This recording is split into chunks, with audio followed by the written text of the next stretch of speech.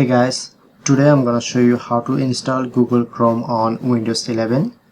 So for the first, open search option and search set to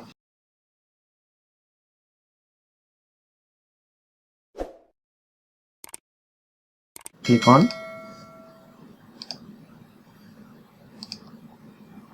Go to the search option, search set to Google Chrome. Scroll down. Go to this link. Click on to download Chrome. Click on to install.